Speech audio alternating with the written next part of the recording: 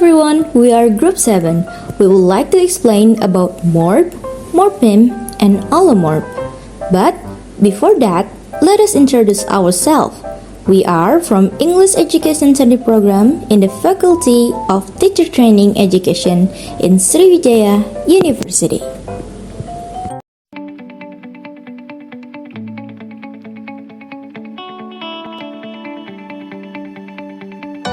Fakultas Keguruan dan Ilmu Pendidikan merupakan salah satu dari 10 fakultas yang ada di Universitas Sriwijaya. Universitas Sriwijaya saat ini sudah terakreditasi A oleh Badan Akreditasi Nasional Perguruan Tinggi. Fakultas ini berdiri pada 1 Oktober 1958 dengan didirikannya kursus bahasa Inggris B1 Negeri Palembang. Lalu pada 7 Juli 1960 terbentuklah panitia pendirian FKIP swasta Palembang yang diketuai oleh R.A. Rani. Pada 13 Juni 1961 FKIP kemudian dinegerikan oleh Menteri Perguruan Tinggi dan Ilmu Pendidikan dan digabungkan ke Universitas Sriwijaya. 3 jurusan yang pertama adalah jurusan Bahasa Inggris, jurusan Bahasa Indonesia, dan jurusan Ekonomi dan Hukum. FKIP Unsri memiliki 4 kampus. Kampus induk yang merupakan pusat administrasi terdapat di Indralaya, sementara 3 kampus lain yaitu kampus Pasca Sarjana, kampus Ogan, dan kampus Kilometer 5 terdapat di Kota Palembang.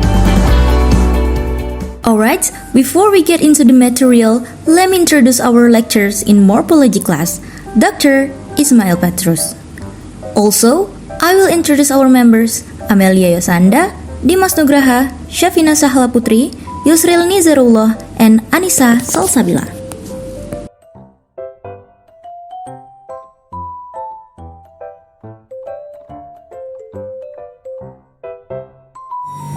Did you know? In English, as can mean different things in different words. In morph, as in cats, is a small part of words made up of sound, or we call it phonemes. Also, as in cats can be plural or possessive. It is called allomorph. This is a special kind of word that has its own unique job in a word, either in grammar or meaning. Another example, if you think of as in cats and cats as a group because they both show possession, that's a morpheme. Morphemes can be words or parts of words such as prefixes, suffixes, and roots. For the further explanation will be explained by my group members.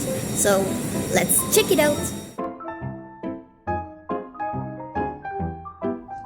In morphology, a morpheme is the smallest grammatical unit in language that carries meaning. Morphemes can be words or parts of words, such as prefixes, suffixes, and roots. They are the building blocks of words and are combined to create different forms and meanings. There are 2 main types of morphemes. One, free morpheme, a morpheme that can stand alone as a word and carry meaning by itself. For example, in the word happy, hap is a free morpheme. 2. Bond morpheme, a morpheme that cannot stand alone and must attach to a free morpheme. For example, in the word happiness, ness is a bond morpheme. Understanding morphemes is essential in analyzing the structure of words and how meaning is conveyed through linguistic elements. Okay, next, let's talk about a morph. So, what is morph? A morph is a physical form representing some morpheme in a language. It is a recurrent distinctive sound, phoneme, or sequence of sounds, phonemes. A morph is simply the phonetic representation of a morpheme, how the morpheme is said. For example, I parked the car. We parked the car. I parked the car. He parks the car. She parked the car. She parks the car. We parked the car. And he parked the car. And all of the sentence are different, right? And the morph are I, she, he, we, the or the, car, park, it or ed, and s.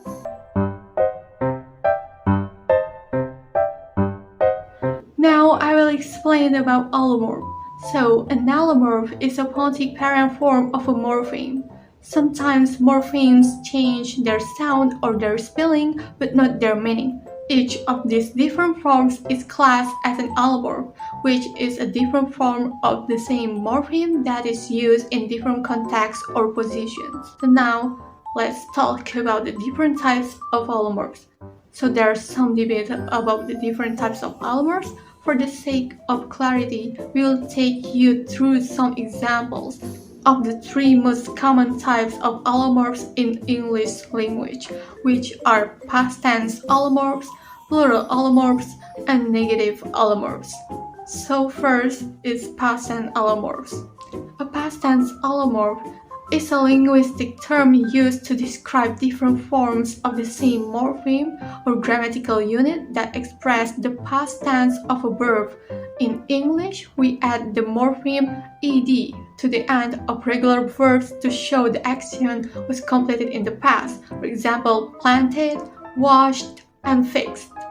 Other examples of a past tense allomorphs include d and t, and they are used depending on the sound of the verb in its base form. So ed always has the same function, making a verb past, but it is pronounced slightly differently depending on the verb it is bound to.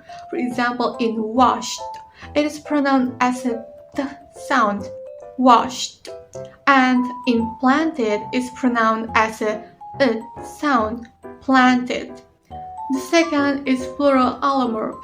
The plural morpheme has three common allomorphs, which are s, z, and is. Which one we use depends on the phoneme that precedes it. So we have s as in cats, we have z as in dogs, and we have is as in horses. And the third is negative allomorphs. Think of the prefix we use to make a negative version of a word. For example, like informal is not formal, impossible is not possible, unbelievable is not believable, and asymmetrical is not symmetrical. So the prefix in, an, and all serve the same function but are spelled differently. Therefore, they are allomorphs of the same morpheme. So there is another example of allomorphs. It is a null allomorph, also known as a zero allomorph. Has no visual or phonetic form, so it is invisible. Some people even refer to null allomorph as ghost morphemes. So you can only tell where a null allomorph is by the context of the verbs. Examples of null allomorphs appear in the plural for sheep, fish, and deer. So for example, like there are 4 sheep in the field, so we don't say sheeps. So the plural morpheme is invisible, and so it is a null allomorph.